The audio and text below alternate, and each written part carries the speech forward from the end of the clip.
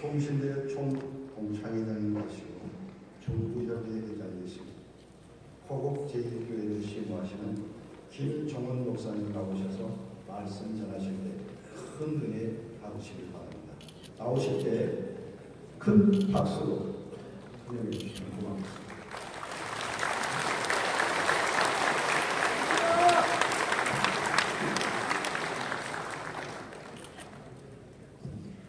세상에서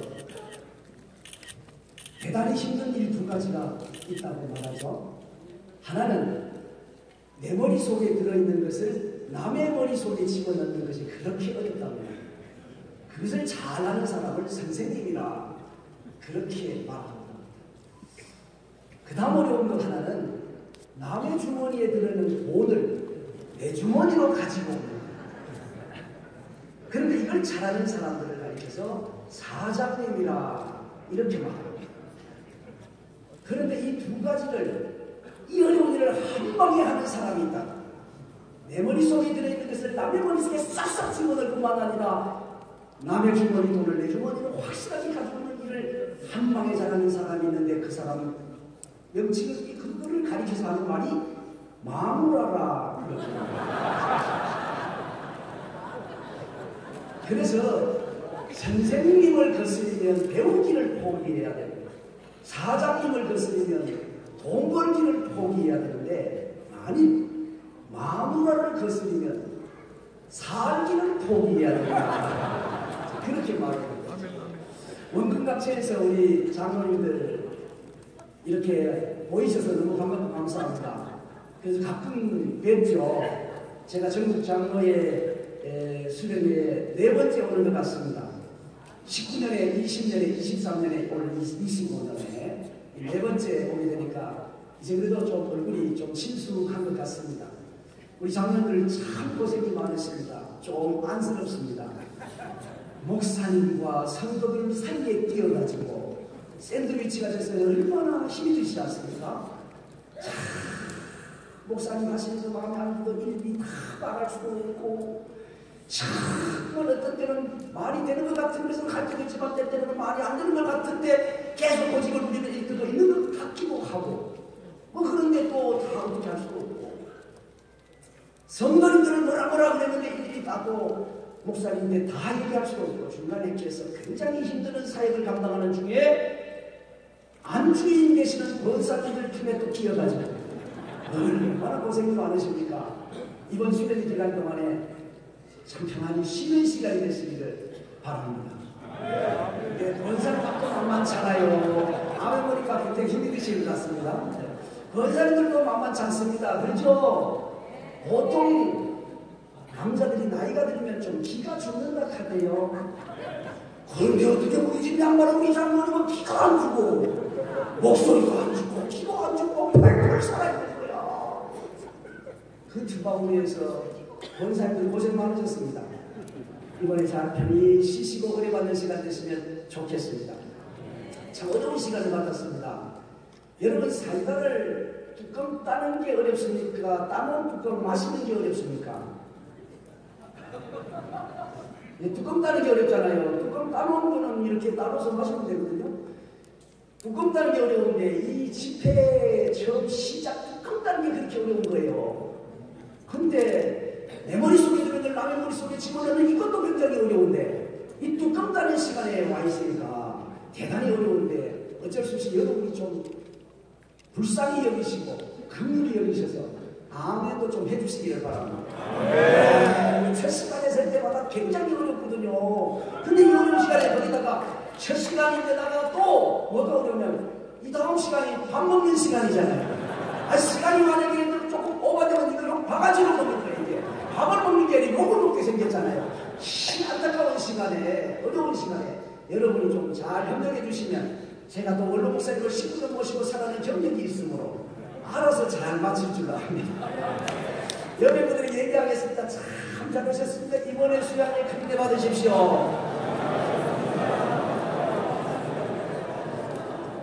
자, 귀한 시간에 왔는데 우리가 사명을 잘 감당해야 되잖아요. 먼저 그의 나라와 그의 의를 구하는 귀한 사명을 잘 감당해야 되는데, 그런데 먼저 그런 일을 하기 전에 해야 될 게 있는데, 성도는 자기 자신이 어떤 존재인지를 잘 아는 것이 대단히 중요해요. 델포이 지어지는 아폴론 신전이라고 하는 그 신전에 여러 글이 쓰여 있었는데, 그 중에 하나가 잘 아는 말, 너 자신을 알라, 이 말이죠. 그 말을 소크라테스라는 사람이 적용을 하고 풀어서 유명한 말로 만들어 놓았습니다. 그런데 이 말을 다양하게 표현하면 어떻게 되느냐 하고 제가 챗 GPT에다가 문의를 했어요. 너 자신을 알라, 이것을 여러 상황 속에서 표현하면 어떻게 되냐 물었더니 이렇게 답이 나왔어요. 자기 자신을 직시하라. 너 자신을 좀 돌아봐. 자인식 온 해라. 너 지금 자존감 오바야. 네 주제를 알아라. 꼴깍 떨지 마. 주제 파악 좀 해. 뭐 이런 표현이 된다는 거예요. 이걸 그냥 쉬운 말로 말하면 이 말입니다. 알라 지 꼬라지. 지 꼬라지를 좀 알라 이 말이죠. 자기 꼬라지가 뭔지를 모르고 막 그런다 이거죠. 우린 여러분은 뭐 저같이 저도 우리는 우리 꼬라지를 잘 아십니까? 본래 우리 꼬라지를 잘 아시냐 이 말이에요. 우리 본래 꼬라지는요, 로마서 6장 17절에서 잘 가르쳐졌습니다. 한번 따라해 보실까요? 본래 죄의 종이들이 종이 되기 싫은 분이 계시나요? 본래 죄의 종이들이 옆에 사람이에요. 우리는 본래 죄의 종이었습니다. 그런데 이걸 우리가 몰랐던 거예요. 죄의 종인 줄을 몰랐어요. 본래 종은요, 자기 것이 아무것도 없어요. 육체도 죽일 거고, 몸도 죽일 거고, 시간도 죽일 거고, 제작되는 모든 것도 죽일 거예요. 전부 죽일 거예요. 종은 짐승과 같이 취급되고 하나의 물건에 불과했거든요. 그래서 짐승에는 두 종류의 짐승이 있다고 말했습니다. 한 종류는 말을 못하는 짐승이고, 그거 진짜 짐승이고, 한 종류는 말하는 짐승입니다. 그것이 종입니다. 그러니까 우리 종이 없는 시대에 살아서 이론으로 영화로만 대충 보고 지나서 체험하지 않으므로 비참함을 잘 느끼지 못한다니까요. 그런데 우리는 본래 죄의 종이었습니다. 우리 자신을 똑바로 알아야 된다니까. 멀쩡하게 생겼는 것 같은데 본래는 죄의 종이었다고. 그런 우리를 하나님께서 예수 그리스도의 피값으로 사주셨어요. 그래서 하나님의 종이 되었습니다. 그래서 로마서 6장 22절에서 하나님의 종이다 이렇게 말합니다. 로마서 6장 17절에서 본래 죄의 종이더니, 그랬는데 로마서 6장 22절에서 하나님의 종이다 이렇게 되어 있습니다. 그런데 하나님께서 우리를 하나님의 양자로 삼으셨습니다. 로마서 8장 15절에 보면 하나님께서 우리에게 양자의 힘을 주셔서 아빠 아버지라 부르게 하셨느니라 이렇게 말씀하셨어요. 여러분이 질문을 하나 드려볼까요? 여러분 가정에 거리의 불량자를, 깡패, 하여튼 도둑질하고 아주 이 불량자를 양자로 데려다가 키울 용기 있으십니까? 대답을 안 하시는 분들은 뭐 그래서 좋겠다는 말입니까? 뭐 무슨 말입니까? 그럴 용기 있어요? 진짜 있으시죠. 양자 키우십니까? 앞으로 그거는 믿을 게 못 돼요. 지금까지 안 키우시고 이제는 보니까 나이가 아니고 연세가 되신 것 같은데 아직까지 안 하신 걸 언제 또 양자로 키우시겠어요? 양자 키우기 대단히 어렵죠. 그래서 양자 잘 안 되는 거예요. 그런데 양자를 데려오는데 그냥도 어려운데, 만일 그 불량자를 내가 양자로 데려오기 위해서 내 친자식과 바꾸기를 해야 된다면 그래도 양자를 데려올 수 있는 의미가 있겠나요? 한 걸음 더 나가서 내 그 양자를 하나 데리고 오려면 내 친자식을 죽이고 대신 양자를 데리고 올 수 있다면, 그러면 양자 삼으실 수 있겠습니다. 혹시 우리 목사님 오다가 뭐 더위를 잡셨나? 그럼 무슨 말도 안 되는, 그게 뭐 질문이라고 말하느냐? 말도 안 되는 말을 그렇게 하느냐? 그냥 양자 키우기도 어려운데, 불량자하고 바꿔치기도 어려운데, 내 친자식을 죽이고 양자 삼는 일을 내가 하겠다고? 죽인다고 해도 내가 할지 못할지도 모르는데 스스로 그것을 하겠다고? 이거 무슨 말도 안 되는 말을 지금 이 시간에 그렇게 하겠느냐고 말을 하겠죠. 그런데 이 말도 안 되는, 이 말도 안 되는, 이 말도 안 되는 이것을 하나님이 하셨습니다. 우리는 하나님 앞에 원래 죄인이었습니다. 하나님 앞에 원수였습니다. 그런 우리들을 세상의 거리의 불량자보다도 더 형편없는 우리 존재를 양자삼으로 아들 예수 그리스도를 십자가에 내놓아 죽게 하셨습니다. 이분이 우리 하나님이세요. 우리가 하나님의 양자되게 하시기 위해 가지고 예수님은 자기 자신의 목숨을 십자가에 내놓으셨다. 말도 안 되는 이 말이, 이런 일이 오늘 우리 속에 일어난 거죠. 그래서 오늘 우리가 이 자리에 앉아서 하나님을 아버지라고 부를 수 있게 된 것입니다. 얼마나 감사합니다. 아버지 엄마가 친아버지 엄마일 때 내가 자식이고 아버지 엄마라고 부르잖아요. 근데 아버지는 친아버지인데 친아버지하고 사는 진짜 부인이 내 엄마가 아닌 자식이 있죠. 다른 엄마가 있는 그런 경우 있잖아요. 그럴 때는 아버지는 진짜 내 아버지 맞는데 조선시대에 아버지라고 부를 수 있었어요, 없었어요? 못 부르었어요. 아버지 진짜 내 아버지 맞아. 근데 엄마가 아버지하고 사는 그 참 진짜 그 부인이 그 엄마가 내 엄마가 아니야. 다른 형이 내 엄마가 된 거예요. 그래서 아버지는 내 아버지 맞는데 아버지라고 못 불렀답니다. 그런데 양자는 아버지도 내 아버지가 아니야. 엄마도 내 엄마가 아니요. 그리고 나는 동네 그런 데로 있는 집안의 애도 아니요. 양반집에도 아니었고 죄의 종이었어요. 근데 그 죄의 종이었던 나를 진짜 아버지 엄마가 내가 아버지가 아니야, 내 아버지 아니야 지금. 그런데 양자 삼았어요. 서자도 아버지를 아버지라고 못 불렀는데 양자에게 감히 아버지라 부를 수 있는 특권을 주신 겁니다. 생각하면 생각할수록 얼마나 감사합니다. 이 말도 안 되는 놀라운 일들이 우리 속에 일어나고 보니까 정말 하나님을 찬양하지 않을 수가 없는 거예요. 찬양하지 않을 수 없어요. 늘 울어도 너무 멀어서 못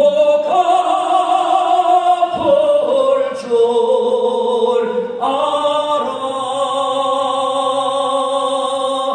몸 밖에 들릴 것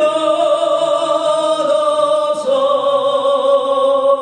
이 몸 가지니라.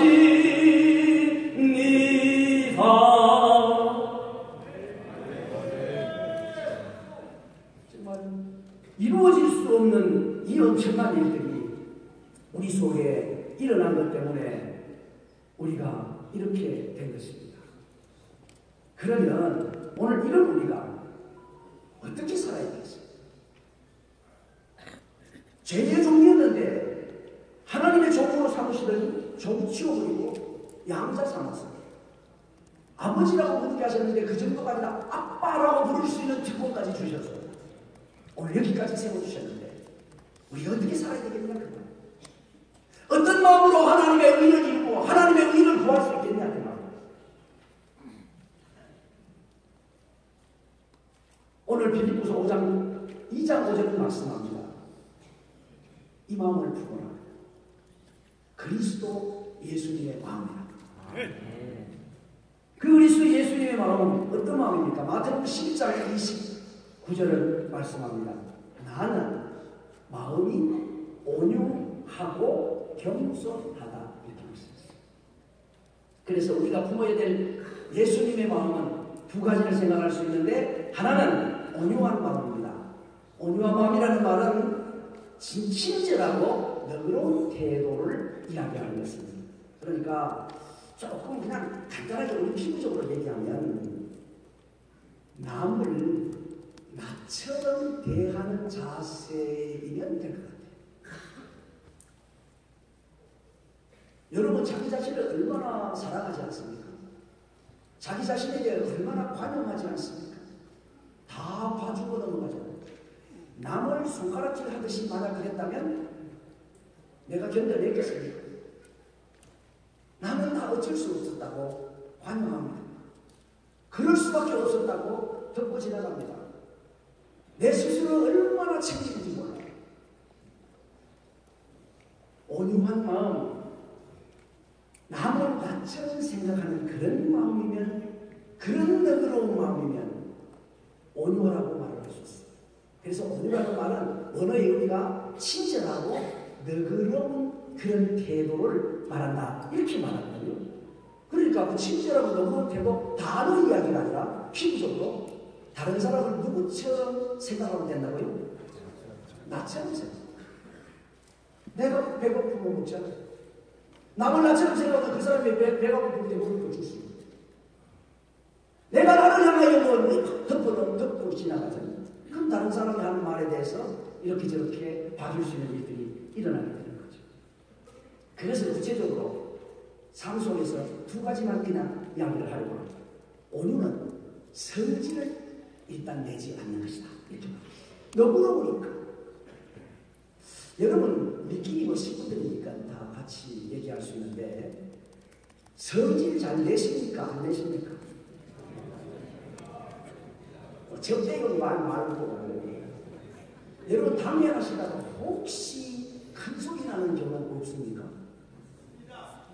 있습니까? 큰 소리를 응원하면 되잖아요. 왜 큰 소리를 내요? 왜 이상하지? 응원하면 되잖아요. 작은 소리도 다 듣는데 왜 소리를 질러요? 네, 처음에 때도 왜 소리를 지르는 거예요? 그다음 다른 사람 그게 전국에 지금 막 방송이 되고 있는데 말이에요. 창피해서 죽겠어 진짜. 회의 때는 성령님이 역사 안 하시는 건가? 왜 소리를 지르는지 상의하다, 노예하다, 정의하다. 집에서는 바가지가 들에서 샌다니까 집에서도 큰 소리가 나겠지 뭐, 그죠? 자, 좀 큰 소리 치지 말고 성질 내는 걸 좀 잘 관리했으면 좋겠어요. 정말 저분이 다른 사람하고 시원하게. 우리 예수님은요, 고난 앞에서도 큰 소리 안 내셨어요. 그 재치를 맞으면서도 욕하지 않아요. 그냥 참고 지나실 거예요. 십자가에 못이 박히면서도 그냥 참고 넘어가실 거예요. 이 모습을 빌립보 2장 8절은 죽기까지 복종했다, 이렇게 표현해요. 그리고 오늘 그 이사야 53장 말씀을 보면 도수장으로 끌려가는 짐승, 또 털 깎는 데 얌전하게 있는 양, 이렇게 표현했어요. 죽이는데도 가만히. 이거 오늘이라고. 오늘 지금 옆에서 누가 옆구리를 한번 찍어보면 아는데, 저는 그런 생각이 들었어요. 정말 이번에 이곳에 오신 장로님들과 권사님들을 통해서 온유한 마음이 가득한 교회가 돌아가서 전국 교회마다 온유함이 넘치는 걸 소원하고 왔습니다. 왜 그렇게 싸우는지, 왜 총의 재판이 필요한지, 왜 싸우는지.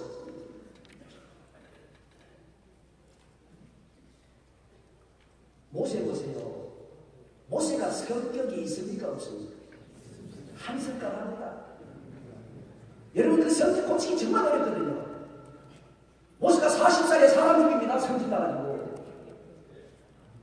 광야에 가고 40년을 지나죠. 80살이 됐습니다. 이스라엘 백성들을 광야에 들어오다가 돌판 2개 들고 내려오는 중에 밑에 금송아지 만들어놓고 성질 보면서 돌판을 집어던져 그렇게 했어요. 40살에 그 성질 아직도 못 버리고 80살 돼가지고 그 성질 또 버렸어요. 40년이 또 지났습니다. 120살이 됐습니다. 그 성질 그래도 못 버리고 무리방울에서 하나님께서는 바위를 가리켜서 반석을 가리켜서 물을 내라고 말씀하셨음에도 불구하고 화가 나가지고 반석을 2번 지팡이로 치면서 물을 내립니다. 그 120살 때 반석을 치고 화를 낸 것 때문에 하나님의 영광을 드러내지 못했다고요. 가나안 땅에 못 들어갔습니다. 성질값 무지무지 비쌉니다, 여러분. 엄청 비쌉니다. 저는 우리 부격자들도 얘기해요. 우리 장로들하고도 얘기합니다. 성질값 비쌉니다. 성질값 비쌉니다. 성질에다가 사람 죽이고 성질에다가 하나님의 성신 돌판 치고 던져 두드려 깨고 성질에다가 사기가 갔다니 못 들어간 거예요. 성질값 비쌉니다. 성질값 비쌉니다. 저는 어려서요, 우리 목사님께서 노회를 하실 때 이런 말씀하셨어요. 이번 주간에 우리 노회가 있습니다. 여러분 노회가 은혜 가운데 잘 맞으실 수 있도록 기도해 주시기 바랍니다. 이 말씀을 하실 때 저는 이상이 여겼어요. 아니 노회는 목사님들하고 장로들이 모여서 회의한다며요. 목사님들하고 장로들이 모여서 하는 회의인데 왜 은혜롭게 마치는 것이 당연하지 않습니까? 그런 생각이 들었어요. 이상해, 왜 저런 기도를 하라고 했을까? 근데 제가 목사가 되고 보니까 그런 기도가 필요한 것 같더라고요. 이게 무슨 얘기입니까? 저도 목사님만 목사가 부족한 게 많습니다. 대단히 죄송합니다. 그런데 어쩌겠어요?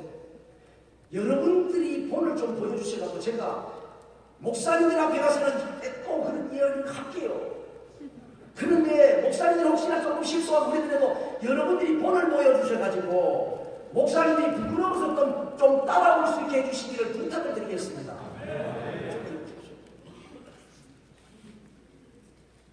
생각해보면 마음이 너무 막 슬픈 거예요. 진짜. 모세는 120살까지 그 못 고치다가 가라앉는 거예요.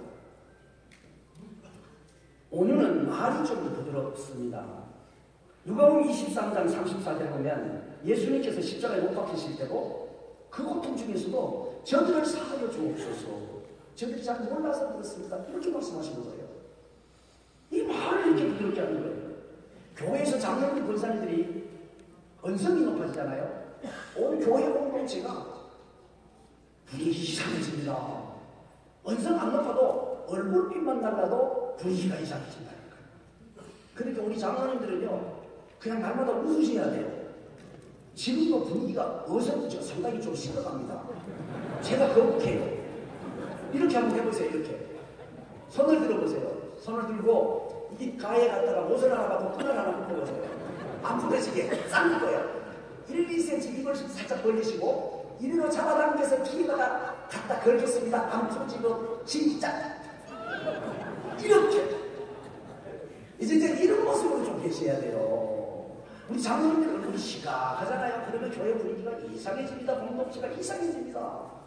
그러니까 이제 이번에 서로 만날 때마다 계속 좀 웃는, 그리고 말도 좀 부드럽기를 바랍니다. 그래서 물음표를 느낌으로 바꿀 줄 아는 사람. 왜 늦었어?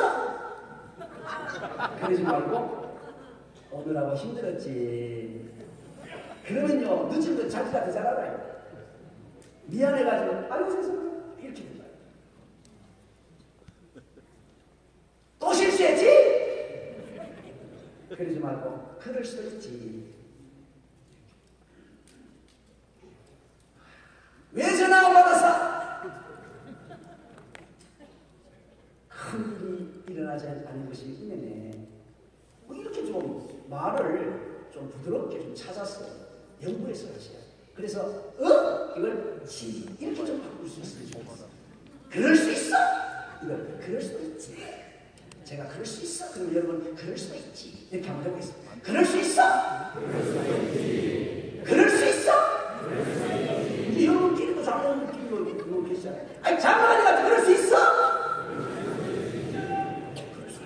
권사가 내가 그럴 수 있어? 아 목사님이 내가 그럴 수 있어?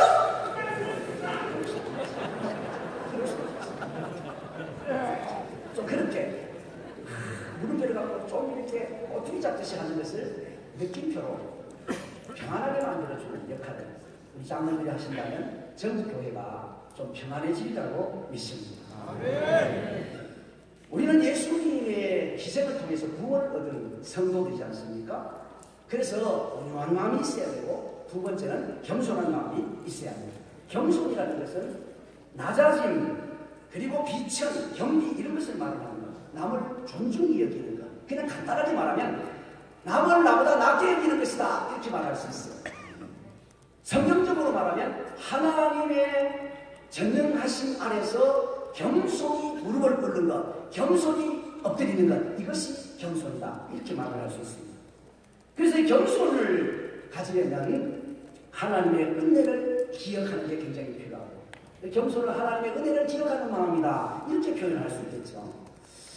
여러분 제가 지금 이제 물건을 한번 들어보겠습니다. 자, 제가 지금 성경책을 들었습니다. 성경책을 든 능력이 장갑의 능력입니까? 손의 능력입니까? 확실하게 대답하세요. 나중에 그렇지 말고. 이 성경책을 든 능력이 장갑의 능력입니까? 손의 능력입니까? 예, 손의 능력이잖아요. 장갑은 아무것도 아닙니다. 그냥 장갑은 아무것도 아니에요. 아무것도 아니에요. 천이 됐든 가죽이 됐든 새장갑이든 헌장갑이든 아무것도 아니에요. 예, 장갑은. 장갑 속에 들어간 손이 능력입니다. 아이의 손이 들어가면 아이 능력이 나타나고 어른의 손이 들어가면 어른 능력이 나타나게 될 것입니다. 오늘 우리 안에 계시는 성령님께서 오늘 우리가 여기까지 오는 동안에 하나님의 역사를 감당하게 하신 줄로 믿습니다. 그렇기 때문에 우리가 하나님의 능력, 하나님의 은혜를 기억하는 마음을 가지게 되어지면 저절로 겸손하게 되는 겁니다. 어떤 일을 할지라도 어떻게 헌신하고 충성하고 드리고 섬기고 했을지라도 그것은 하나님께서 주신 능력으로 했구나. 그래서 생각하면 절대로 고개 들지 않고 날마다 겸손할 수 있는 거예요. 겸손할 수 있는 거예요. 좀 그런 겸손함이 우리에게는 필요한 것이죠. 그리고 이제 겸손은 남을 나보다 낮게 여기는 마음이 겸손입니다. 기도원의 겸손을 보십시오. 공동체를 평안하게 하잖아요. 기도원이 전쟁에서 이기잖아요. 근데 에브라임 사람들이 와가지고 딴지를 거는 거예요. 왜 우리 안 불렀어? 큰 소리를 치고 싸움을 거는 겁니다. 거기서 만약에 기도원이 말을 제대로 하지 못했다면 아군끼리 큰 싸움이 일어날 수 있는 위기의 순간이었어요. 근데 그때 기도원은 사사기 8장 2절에서 이런 식으로 말합니다. 내가 행한 일은 당신에 비해서 아무것도 아니잖아. 우리 너희들의 근본 포도, 우리 만물 포도보다가 더 낫잖아. 이렇게. 소리 그 사람들, 에브라임 사람들을 낮게 여겨주었어요. 그랬더니 에브라임 사람들이 싸움을 더 이상 걸지 않고 마치게 됩니다. 여러분, 정말 좀 남을 낮게 여기는, 남을 나보다 낮게 여기는 그런 마음을 좀 가지고 섬길 수 있기를 축복합니다. 옆에 사람을 한번 얘기를 하겠습니다. 장로님이 제보다 훨씬 낫습니다.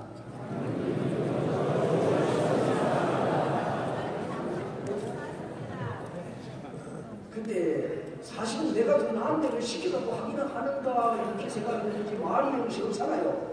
다시 장로님이 제보다 훨씬 낫습니다. 네, 지금 보니까 지금 그게 진실이 아니에요. 왜냐하면 옆에 계시는 장로님 자기가 나중에 그분을 향하여 장로님 제보다 훨씬 이렇게 할 텐데 사람은 여기는 장로님도 훨씬 낫습니다. 네, 진짜 우리끼리 그러실 거예요. 다시 자세히 보고 상대방을 직접 칭찬이 되도록 얘기를 해야지. 그래? 듣는 말이 기분 나쁘게 하면 안 되고, 권사님이 저보다 훨씬 낫습니다. 장로님이 저보다 훨씬 낫. 시작!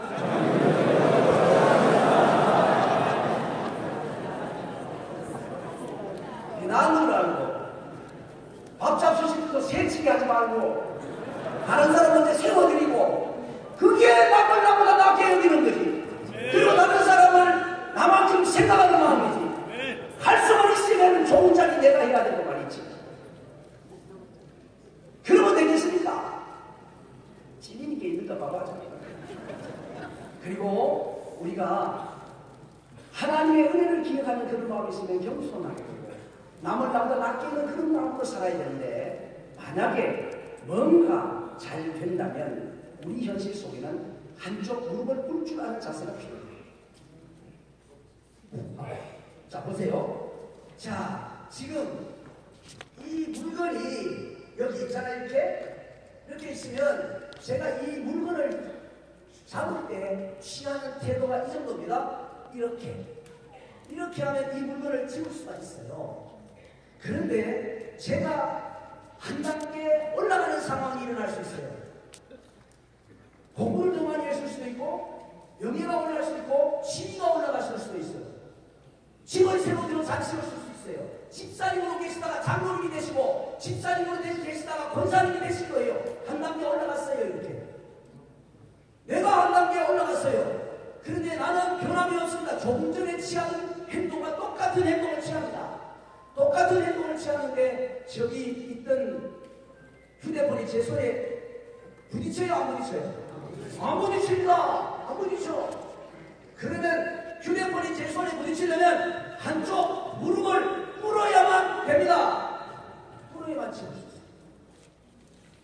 그러니까 내가 한 단계 좋아졌다, 성공했다, 승리했다, 그렇게 된다면 내가 한쪽 무릎을 꿇어야 조금 전에 휴대폰과 손이 닿을 수 있게 되는 거예요.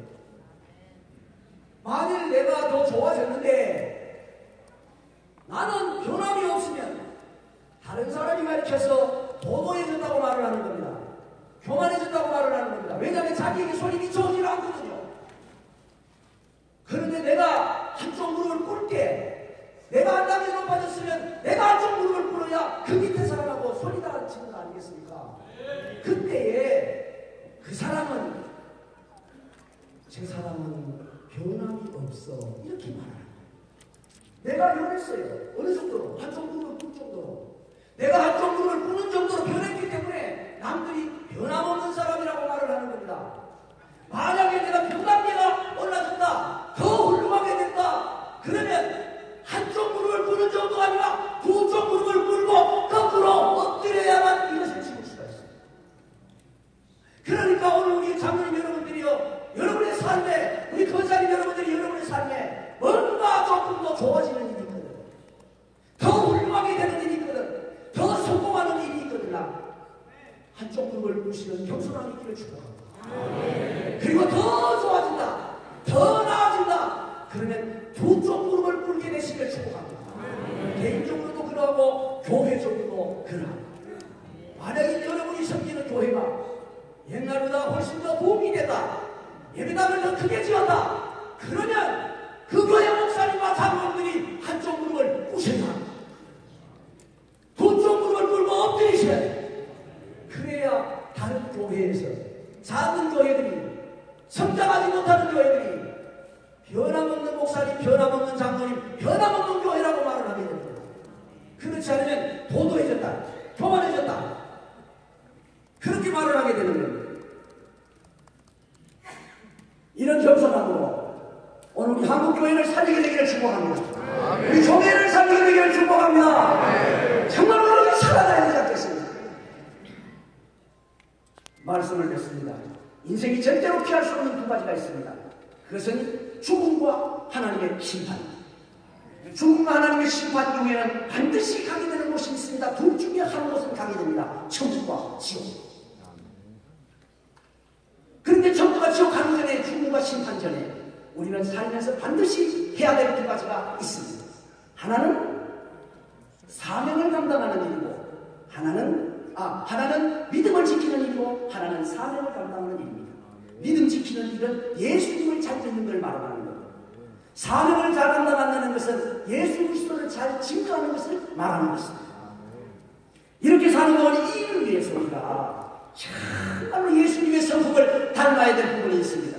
예수님의 마음을 품어야 될 부분이 있는데 하나는 온유이고 하나는 겸손입니다. 이제 성질 내던 거 이후로 성질 죽이시기를 바랍니다. 성질 죽이시기를 바랍니다. 성질 죽이시기를 바랍니다. 성질 죽이시기를 바랍니다. 성질 죽이시기를 바랍니다. 이제 여러분의 계시는 교회의 담요가 평안해지기를 축복합니다. 정말 평안해지잖아요. 담요실에서 정도리가 나면 안 되잖아요. 그리고 부드러운 말을 할 수 있습니다. 그리고 겸손하셔야 하나님의 은혜를 기억하고 남을 남다 낮게 여기고 내가 뭔가 좋아진 것이 느껴질수록 한쪽 무릎을 꿇을 줄 알고 둘쪽 무릎을 탁 꿇으면서 엎드릴 줄 아는 그런 모습이 필요합니다. 이번 수련회 이후에 우리 장로들 권사님들을 통해서 우리 교단이 놀라운 변화가 일어나게 되기를 소원합니다. 교회 교회다 놀라운 일들이 나기를 축복합니다. 우리 212장 반주자가 계시나요? 겸손히 주를 섬길 때 212장 겸손히 주를 섬길 때 괴로운 일이 많으나 구주연에게 힘주사 잘 감당하게 하여 주옵소서. 인정한 마음을 가지고 사람을 감화시키고 갈 길을 잃은 우리를 잘 인도하게 하옵소서. 이 찬양을 우리 잠깐 드린 다음에 통성으로 한번 2분 정도 기도하기를 원합니다. 하나님 아버지 온유하게 하옵소서. 겸손하게 하여 주시옵소서. 온유하게 하옵소서. 겸손하게 하옵소서. 우리 한 마음 가지고 함께 기도하기를 원합니다. 겸손히 주를 섬길 때 괴로운 일이 많아 주를 섬길 괴로운 일이 많아 괴로운 일이 내가 구주연에게 힘주사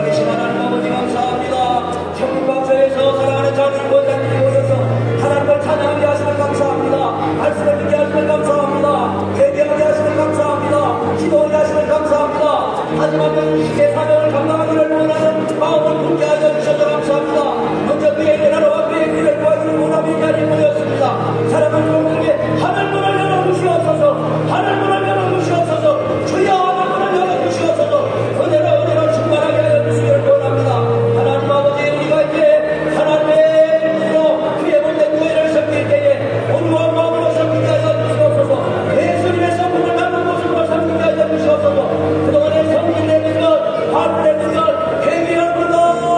용서하여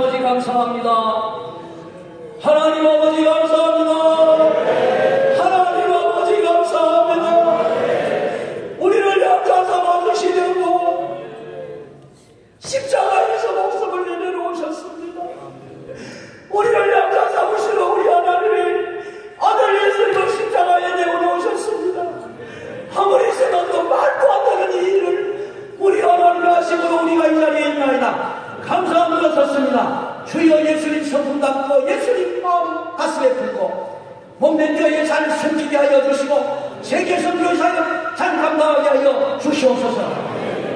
온유하게 살겠습니다. 주여 온유하게 살겠습니다. 성질 죽이고 살겠습니다. 성질 죽이고 살겠습니다. 하나님 아버지 이제 화내는 것 회개합니다. 용서하여 주시고 부드러운 말씨 가지고 살게 하여 주시고 교회를 섬기게 하여 주시옵소서. 이번 세련이에 돌아갔더니 성도들이 듣기는 우리 장로님이 변했다고 우리 권사들이 변했다는 말을 듣게 하여 주시옵소서. 하나님 아버지 겸손히 주를 섬기기를 원합니다. 주여 겸손히 섬기기를 원합니다. 남을 남보다 낫게 여기게 하시고 이제는 더 잘 될 때마다 교회가 붕될 때마다 한쪽 무릎을 꿇게 하시고 두쪽 무릎을 꿇게 하시고 거꾸로 남자 엎드리는 모습으로 섬기게 하여 주옵소서. 남은 시간에 은혜 베풀어 주시옵소서. 예수님 이름으로 기도드리옵나이다. 아멘.